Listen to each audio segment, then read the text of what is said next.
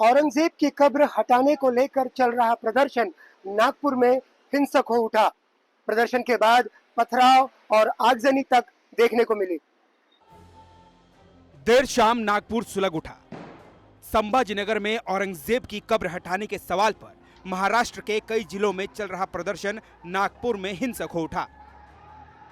दो समुदायों में पथराव हुआ, आगजनी भी हुई। भीड़ ने कुछ गाड़ियों को आग के हवाले कर दिया। पुलिस ने पहुंचकर मामला संभालने की कोशिश की। लोगों से अपील की कि वो अपने घरों में रहे, बाहर ना आए। कांग्रेस सबसे हम अपील करते हैं कि कोई बाहर ना निकले और पत्थरबाजी ना करे। काफ़ी पत्थरबाजी वहाँ से हो रही है, तो हमने उनको आगे शो ऑफ फोर्स किया था, उन पे टीयर गैस का भी वापर किया था। अभी सिचुएशन कंट्रोल में। कई छोटी छोटी कोई गाड़ी को आग लगाई है, तो उसको हमने फायर ब्रिगेड बुला के उसको भी हमने प्रोटेक्टिव सपोर्ट फोर्स देके उसको भी बुझाया है। 318 साल पुरानी कब्र को लेकर हो रही राजनीति के बीच यह अंदेशा बार बार जताया जा रहा था कि माहौल बिगड़ न जाए। नागपुर में इसकी शुरुआत हो चुकी है। प्रशासन की जिम्मेदारी है कि वो इसे तो रोके ही, दूसरे जिलों में भी ऐसी नौबत न आने दे। महाराष्ट्र में औरंगजेब की कब्र को लेकर सियासी पारा चढ़ा हुआ है। एक तरफ हिंदू संगठन वीएचपी और बजरंग दल द्वारा अलग अलग जिलों में उग्र प्रदर्शन किया गया, वहीं महाराष्ट्र के मुंबई में चल रहे विधानसभा सत्र में पक्ष और विपक्ष एक दूसरे को इस मुद्दे पर घेरते हुए नजर आए। महाराष्ट्र में पूरे 320 साल बाद वीएचपी और बजरंग दल को याद आ रहा है कि महाराष्ट्र में औरंगजेब की कब्र नहीं हो सकती। वो अलग अलग जिलों में प्रदर्शन कर रहे हैं और यहाँ से कब्र हटाने की मांग कर रहे हैं। इससे पहले महाराष्ट्र विधानसभा के बजट सत्र में स्पीकर राहुल नार्वेकर ने औरंगजेब की तारीफ करने पर सपा विधायक अबू आजमी को निलंबित कर दिया था। तभी से महाराष्ट्र से औरंगजेब की कब्र हटाने की मांग जोर पकड़ रही है। वीएचपी और बजरंग दल की मांग का समर्थन करते हुए बीजेपी ने कहा कि स्वतंत्र भारत में गुलामी का कोई भी प्रतीक नहीं रहना चाहिए। एक एक करके वो सारी निशानियां जो गुलामी की मानसिकता को दर्शाती थी, उसको हटाने का शुरुआत हुआ है। कांग्रेस ने आरोप लगाया कि सरकार जानबूझकर औरंगजेब के मुद्दे को लाकर दूसरे महत्वपूर्ण मुद्दों से ध्यान भटकाना चाहती है। सरकार तो चाहती है कि इस तरीके से मुद्दे आए ताकि उनको कोई जवाब देना नहीं पड़े। आज वो लाड़की बहन के कितने लाखों लोगों का जो है पैसा उन्होंने कट किया है। आज आने वाले इंफ्रास्ट्रक्चर में उनके पास काम करने के लिए कुछ नहीं है। महाराष्ट्र जो पहले एक नंबर में होता है वो नीचे नीचे जा रहा है, इस पे चर्चा नहीं हो रही। एनसीपी शरद पवार के जितेंद्र आवाड ने वीएचपी और बजरंग दल द्वारा किए गए प्रदर्शन पर चुटकी लेते हुए कहा कि इस तर्क से तो वो लाल किला भी तोड़ देंगे। मैं तो चाहता हूं कि तुम लाल किला भी तोड़ दो। मैं तो अपील कर रहा हूं कि सबसे बड़ी निशानी इस देश में अगर मुगली की कुछ है तो वह लाल किला, जहां पे आखिरी मुगल रहा करता था, बहादुर शाह जफर। सोमवार को छत्रपति शिवाजी महाराज की जयंती के अवसर पर मुख्यमंत्री देवेंद्र फडणवीस ने साफ कहा कि महाराष्ट्र में शिवाजी के मंदिर का महिमा मंडन हो सकता है, औरंगजेब की कब्र का नहीं। या देशामध्ये देश में छत्रपति शिवाजी महाराज के मंदिर का महिमा मंडन होगा, औरंगजेब की कब्र का नहीं। यह दुर्भाग्यपूर्ण है कि हमें औरंगजेब की कब्र की रक्षा करनी पड़ रही है। मुस्लिम संगठनों और विपक्षी पार्टियों ने सरकार से वक्फ संशोधन बिल को वापस लिए जाने की मांग की है। मुस्लिम संगठनों का कहना है कि अगर बिल वापस नहीं लिया गया तो देश भर में आंदोलन को और तेज किया जाएगा। जंतर मंतर पर सोमवार का वक्त वक्फ का था। वक्फ बोर्ड के संशोधन वाले बिल के विरोध में तमाम मुस्लिम नेताओं का जमावड़ा हुआ। All India Muslim personal law board के देश भर से नुमाइंदे आए तो राजनीतिक दलों के नेता भी पहुंचे। विरोध प्रदर्शन में शामिल मुसलमानों ने इसे उनकी धार्मिक आजादी में सरकार का हस्तक्षेप बताया। डिसेंट नोट लगाया पार्लियामेंट के लिए, वो प्रदर्शन कर रहे हैं अपने सड़क के ऊपर, तो हम तो सड़क से संसद तक सब जगह प्रदर्शन की बात। क्या मांगे हैं सर इसमें? आप लोग क्यों प्रदर्शन कर रहे हैं? क्या कुछ गुरेज? ये पूरी तरीके से ओवरलैपिंग है। जो हमें संविधान ने संरक्षण दिया है, जो अधिकार दिए हैं, उसके ऊपर ओवरलैपिंग है, इसलिए बात करें। जब तक ये बिल वापस नहीं हो जाएगा हमारा प्रदर्शन जारी रहेगा। पीसफुल प्रदर्शन, समाधानी प्रदर्शन हमारा जारी रहेगा। आखिर वक्फ बोर्ड संशोधन बिल में ऐसा क्या है जिसको लेकर मुस्लिम संगठन और नेता भड़के हुए हैं? मुस्लिम संगठनों का आरोप है कि इस कानून से वक्फ संपत्तियों के अधिकार कमजोर होंगे। इससे प्रशासनिक ढांचे में सरकार का दखल बढ़ाने की कोशिश होगी। इस कानून में प्रस्तावित बदलाव स्वायत्तता के लिए खतरा है। इससे बोर्ड की वित्तीय और प्रशासनिक स्वतंत्रता पर असर पड़ेगा और इस बिल के जरिए वक्फ की संपत्ति की हिफाजत वाली जिम्मेदारी मुसलमानों से छीनी जा रही है। जंतर मंतर पर प्रदर्शन करने वालों का कहना है कि अगर सरकार इसे वापस नहीं लेती तो वो पूरे देश में CAA NRC जैसा विरोध प्रदर्शन करेंगे। दिल्ली में 123 प्रॉपर्टीज हैं जिसको दिल्ली वक्फ बोर्ड कहता है हमारी है और गवर्नमेंट बोलती है हमारी है। पार्लियामेंट सामने की मस्जिद आप देखते हैं ना, वो सरकार कहती है हमारी प्रॉपर्टी है। कल कलेक्टर ऑर्डर करेगा और नोटिस लगा देगा गवर्नमेंट प्रॉपर्टी, वही तो कर रहे हैं। छत्तीसगढ़ राज्य वक्फ बोर्ड की जमीन फर्जीवाड़ा मामला सामने आया है। वक्फ बोर्ड की 500 करोड़ रुपए से अधिक कीमत की जमीन फर्जी तरीके से बेचने की शिकायत की गई है। छत्तीसगढ़ में जमीन फर्जीवाड़ा इन दिनों चर्चा में है। राज्य वक्फ बोर्ड की बेशकीमती जमीनें फर्जी तरीके से बेच दी गई हैं। वक्फ बोर्ड का दावा है कि उन जमीनों की कीमत 500 करोड़ रुपए से अधिक है। अब इन सौदों को लेकर अलग अलग जिलों में शिकायत दर्ज कराई गई है। मुतवल्ली ने हमको 100% प्रॉपर्टी की जानकारी नहीं दे रहा, 30 से 40% प्रॉपर्टी मुतवल्ली छुपा रहा है। जब हमने उसको क्रॉस वेरिफिकेशन किया तो पता चला कि वो प्रॉपर्टी बिक चुकी है। ऐसा करीबन 24 एकड़ के आसपास प्रॉपर्टी करोड़ों की कुछ मिली भगत, कुछ मुतवल्ली के द्वारा और कुछ भूमाफिया के द्वारा ये जमीन बेच दी गई है। राजधानी रायपुर में मालवी चौक समेत अन्य जगहों की 24 एकड़ 19 डिसमिल जमीन फर्जीवाड़ा कर बेची गई। दुर्ग, बिलासपुर, सरगुजा समेत अन्य जिलों में भी जमीनों का बड़ा फर्जीवाड़ा हुआ। वक्फ की जमीन की रजिस्ट्री कर दी गई जबकि इसकी रजिस्ट्री नहीं होती। वक्फ बोर्ड का कहना है कि प्रदेश भर में ऑडिट से शायद और बड़ा फर्जीवाड़ा सामने आए। बताया जा रहा है कि इस फर्जीवाड़े में बड़े भूमाफिया शामिल हैं। NDTV के लिए रायपुर से कैमरा साथी प्रवीण साहू के साथ नीलेश त्रिपाठी की रिपोर्ट। कर्नाटका में मुस्लिम रिजर्वेशन का मामला तूल पकड़ रहा है। बीजेपी का आरोप है कि कांग्रेस की मुस्लिम तुष्टीकरण की कोशिश का यह नतीजा है।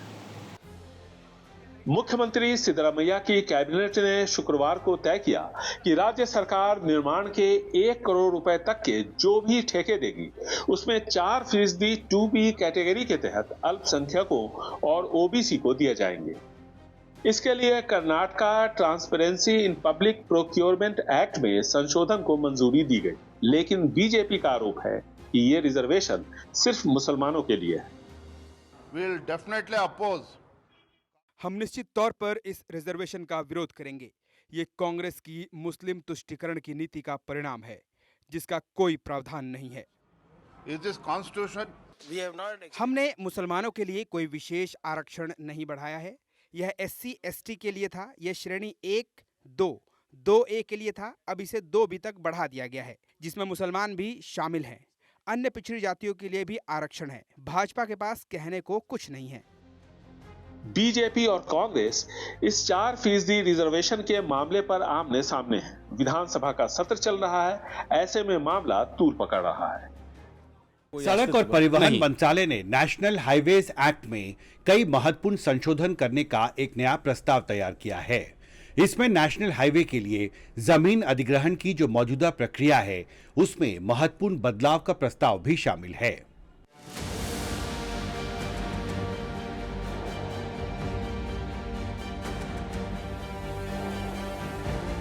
नेशनल हाईवे के निर्माण के लिए जमीन अधिग्रहण की प्रक्रिया के मौजूदा कानून में बदलाव की तैयारी चल रही है। सड़क परिवहन मंत्रालय कुछ अहम संशोधनों पर विचार कर रहा है। टाइम्स ऑफ इंडिया के मुताबिक ली गई जमीन अगर 5 साल तक इस्तेमाल नहीं की गई तो उसे शर्तों के साथ वापस करना होगा। जमीन के लिए मुआवजे की राशि को नोटिफिकेशन के 3 महीने तक चुनौती दी जा सकेगी और सक्षम अधिकारी को ऐसे मामलों में 6 महीने के भीतर फैसला करना होगा। नेशनल हाईवेज का निर्माण करने वाले कॉन्ट्रैक्टर्स और बिल्डर्स की एपेक्स संस्था नेशनल हाईवेज बिल्डर फेडरेशन ने सरकार की पहल का स्वागत किया है। फेडरेशन के डायरेक्टर जनरल PC ग्रोवर ने NDTV से कहा कि इससे जमीन अधिग्रहण से जुड़े विवादों को दूर करने में मदद मिलेगी। उधर सरकार की इस पहल के बाद जमीन अधिग्रहण के मुद्दे पर राजनीतिक बहस तेज हो गई है। अच्छा है ना, किसानों के इंटरेस्ट में है। अब किसी पर्पस की बात करके ज़मीन ले लीजिए और उसके बाद उस पर्पस का में यूज नहीं करके ऐसे ही उस ज़मीन को रखे रहिए या कोई और यूज़ कीजिए, तो यह तो अच्छा है कि तमाम शर्तें जो लगाई हैं उसे वापस करने की, वो मेरे समझ में नहीं आ रहा कि अगर आपने काम नहीं इस्तेमाल किया है तो उसको वापस करिए, कंपनसेशन के साथ वापस करिए, कुछ दे के वापस करिए। देखना होगा सरकार कितनी जल्दी नेशनल हाईवेज एक्ट में संशोधन के प्रस्ताव पर आगे बढ़ती है। हिमाचल प्रदेश के मुख्यमंत्री सुखविंदर सिंह सुक्खू ने वित्त वर्ष 2025-26 का 58,514 करोड़ रुपए का बजट पेश किया। कहा, आर्थिक तंगी के बावजूद भी हर वर्ग का ख्याल रखा। विपक्ष ने बजट को निराशाजनक बताया। अपने 58,000 करोड़ से ऊपर के बजट में हिमाचल के मुख्यमंत्री सुखविंदर सिंह सुक्खू ने स्वास्थ्य, शिक्षा, खेती, पर्यटन, रोजगार और ग्रामीण अर्थव्यवस्था को अपनी प्राथमिकता बताया। अपने कार्यकाल का तीसरा बजट पेश करते हुए मुख्यमंत्री ने कहा कि आर्थिक तंगी के बावजूद सरकार ने हर वर्ग का ध्यान रखा है। हमारी गारंटीज में सब गारंटियां पूरी होगी, कोई खास गारंटी रही नहीं है। इंदिरा गांधी सुख सम्मान निधि योजना स्टार्ट हो गई है, 30,000 लोगों को हमने दी चुके हैं। अगले साल हम 50,000 1 लाख के करीब और लोगों को देंगे। 5 साल के लिए गारंटी है, बाकी तो सभी गारंटियां पूरी हो चुकी है। गारंटी के अलावा हमारे को और अच्छे काम करने। उधर नेता प्रतिपक्ष जयराम ठाकुर ने कहा कि बजट में केवल भाषण लंबा किया गया, जबकि बजट में 71 करोड़ की मामूली ग्रोथ है, तो इस बजट से क्या उम्मीद की जा सकती है। बजट में विकास कार्यों पर 1 रुपए में से 24 पैसे खर्च होंगे, जो अब तक के हिमाचल के इतिहास में सबसे न्यूनतम खर्च होंगे। कुल मिलाकर यह दिशाहीन सरकार व नेतृत्व का दिशाहीन बजट है।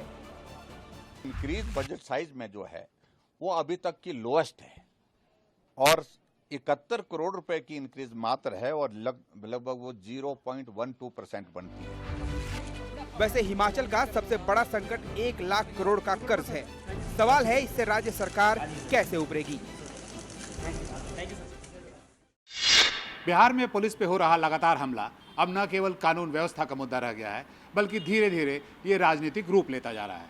पिछले 10 दिनों में 8 हमले, इसकी गूंज आज बिहार विधानसभा में सुनाई देती रही और विपक्ष ने इस मुद्दे पे सरकार को आड़े हाथ लिया। बिहार विधानसभा में ये शोर विपक्ष के नेताओं का है। उनके मुताबिक सरकार निकम्मी और नाकाम है। मुद्दा है बिहार पुलिस पे लगातार हो रहे हमले। अपराध और भ्रष्टाचार पर जो प्रश्न उठा रहे हैं, पहले स्वयं को कसम खाएं कि हम एक भी अपराधी को टिकट नहीं देंगे, किसी भी अपराधी को सदन नहीं पहुंचने देंगे। है ये क्षमता? सत्ता पक्ष के किसी से भी पूछो तो लालू जी जिम्मेदार होते हैं, 15 साल जिम्मेदार होता है। अरे ये 20 साल का बताइए, बिहार की जनता आपके 20 साल का जानना चाहती है। बताओ 60,000 मर्डर कैसे हो गया? तो ये जंगल राज नहीं है। अभी अररिया और मुंगेर में मारे गए 2 वरीय पुलिसकर्मियों का मामला ठंडा भी नहीं हुआ था कि सोमवार को एक बार फिर बिहार में 2 जगहों पे पुलिस पे हमला हुआ। पहली वारदात एक बार फिर से मुंगेर में हुई, जहां पुलिस बल पे ग्रामीणों ने हमला कर दिया, जब वे हवेली खड़गपुर थाना क्षेत्र के फसीहाबाद गांव में छिनतई की घटना को अंजाम देने वाले 2 युवकों को पकड़ने गए थे। दूसरा हमला किशनगंज के ठाकुरगंज में एसएसबी के जवानों पे किया गया, जब वे 2 तस्करों का पीछा कर रहे थे। तस्करों के उस्काने पे ग्रामीणों ने एसएसबी के जवानों पे लाठी और डंडों से हमला कर दिया और मौका पाकर दोनों आरोपी फरार हो गए। बिहार में चुनाव सर पे है और ऐसे में लगातार पुलिस पे हो रहे हमले ने विपक्ष को एक हथियार दे दिया है, सरकार पे वार करने का और जनता को ये बताने का कि सरकार न सिर्फ अपना इकबाल खो चुकी है, बल्कि कानून व्यवस्था के मामले में नाकाम साबित हो रही है। दिल्ली में महिलाओं की सुरक्षा को लेकर एक बड़ा फैसला हुआ है।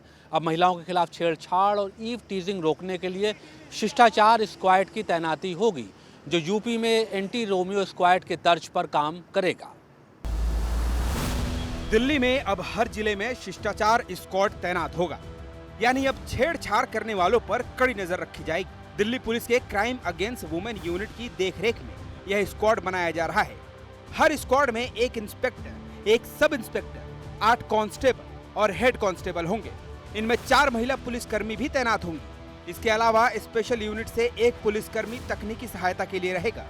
हमने जो PHQ है हमारे CP सर की तरफ से एक मुहिम चालू करी है, जिसमें मार्च के फर्स्ट वीक में ये ऑर्डर निकला था कि सारे डिस्ट्रिक्ट्स जो हैं वो शिष्टाचार स्क्वाड बनाएंगे। शिष्टाचार स्क्वाड एंटी ईव टीजिंग के स्क्वाड्स हैं, जिसमें जो ACP हैं, ACP उसको हेड करेंगे। उसके अंदर 2 या 2 से ज़्यादा टीम्स हों। उन टीम का जो काम है वो रहेगा कि पब्लिक से जो पब्लिक एरियाज़ हैं उनको सेफ बनाना।